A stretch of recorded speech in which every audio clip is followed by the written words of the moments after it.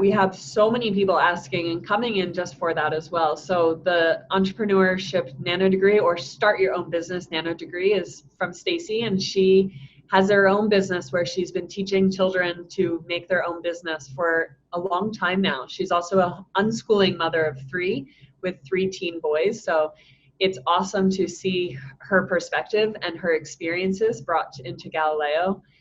She's helping students in an 8-week course start from having 0 idea, no interest in business. And this is week 5. They just pitched and launched, and they're creating budgets for their business. So they have completely run with the ideas, and it's incredible to see what they have come up with.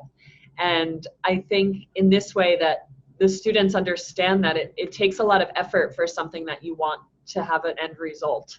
And I think it ties in nicely with our motivation book club theme as well, that students understand that, you know, a passion project can be done, but it's not about asking someone to help you. It's, you know, what can you do to get things done on your own now that you have the power to do so with the knowledge from Stacey. So